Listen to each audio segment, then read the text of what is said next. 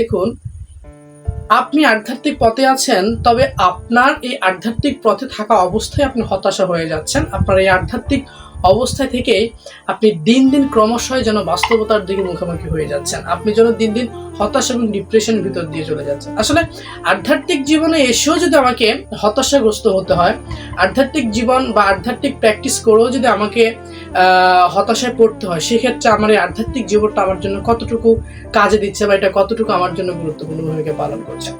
দেখুন, আধ্যাত্মিক জীবনের যে বিষয়টা, সেটা আধ্যাত্মিক শব্দটা হয়তো অনেকেই শুনেছেন বা সেভাবে অনেকভাবে কাজকর্ম করে যাচ্ছেন।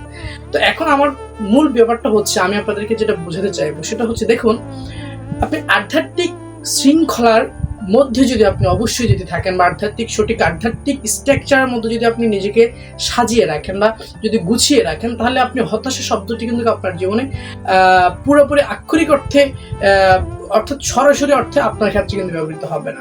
আপনি হয়তো যদি আপনি আধ্যাত্মিক পথে থাকেন, তাহলে হয়তো আপনাকে অর্থ কিছুটা হতাশায় পরিপূর্ণ করতে পারে, আপনাকে ক্ষুধার্ত কিছুটা হতাশায় পরিণত করতে পারে। এই ক্ষেত্রে আমি আপনাদেরকে একটা কথা বলি, দেখুন, আধ্যাত্মিক জীবন যারা প্রদানপুর করেছেন বা আধ্যাত্মিক জীবন যারা গিয়েছেন, যে সকল মনীষীগণ গিয়েছেন বা যে সকল পীর সাহেবরা গিয়েছেন বা যে সকল সন্ন্যাসীরা গিয়েছেন বা যে সকল সাধুরা গিয়েছেন, এই আধ্যাত্মিক পথটাকে যদি আপনি অনুভব করতে পারেন, তাহলে এই অর্থনৈতিক এবং ক্ষুধার্থের যে হতাশা যে বিষয়টা, এটা আপনার কাছে কিছুই মনে হবে না এবং এটা আপনার কাছে মনে হবে বিষয়টি খুব ইজি, নর্মাল।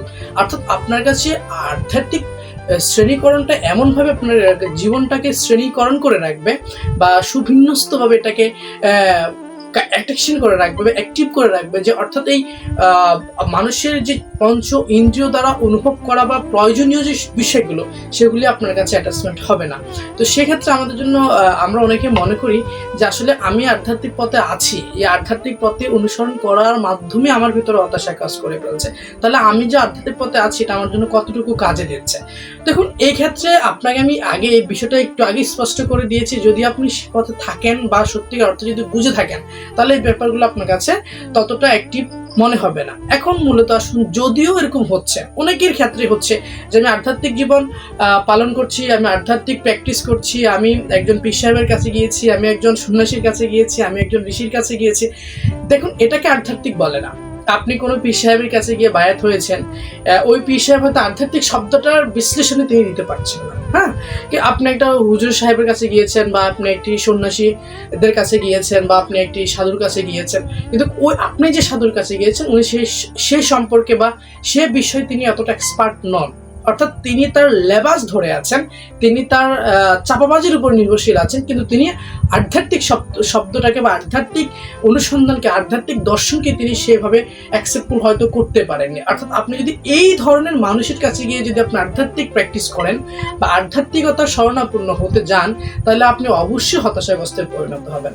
এখন আমি যদিও সঠিক পীরকে অনুকরণ করেছি, সঠিক একজন সন্ন্যাসীকে অনুকরণ করার পরেও যদি আমার ভিতরে হতাশা চলে আসে, বিভিন্ন সাংস্কৃতিক বা বিভিন্ন সংসারের বা সামাজিক নিয়ম বা সামাজিক বিষয়ের উপরে বা রাষ্ট্রীয় বিষয়ের উপরে যদিও আপনার উপরে যদি বিভিন্ন ধরনের চাপ সৃষ্টি হয়ে যদি আপনি হতাশায় পড়ে যান, সেক্ষেত্রে আমি আপনাদেরকে একটি কথা বলবো, সেটা হচ্ছে, দেখুন, আপনি আধ্যাত্মিক জীবনে আছেন, এর চাইতে আপনি আপনার জীবনকে আরো আনন্দময় করতে হলে আর কি কোনো পথ আপনার জীবনে খোলা আছে?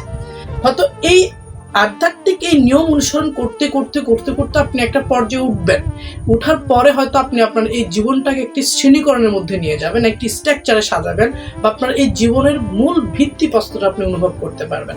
কিন্তু ওই স্টেজে ওঠার আগে আপনাকে হয়তো বিভিন্ন ধরনের হতাশায় পড়তে হবে। কিন্তু আপনি একটা জিনিস বুঝতে হবে যে আমি যত ধরনের হতাশায় পড়ি না কেন, আমার এই হতাশার আমার কাছে সবচাইতে ইম্পর্টেন্ট নয়, এছাড়া আমি আর অন্য কি করবো, এছাড়া আপনার জীবনে অন্য কিছু করার কোনো মানে থাকে না। যদি আপনি এই সংক্ষিপ্ত শব্দটা যদি আপনি বুঝতে পারেন, তাহলে হয়তো আমি মনে করব ধৈর্য সহকারে আধ্যাত্মিকতা প্র্যাকটিস করুন, ধৈর্য সহকারে আধ্যাত্মিক জীবনের পদার্পণ করুন, তাহলে হয়তো আপনার জীবনের সঠিক দিক আপনি নির্ধারণ করতে পারবেন। সবাইকে অসংখ্য ধন্যবাদ।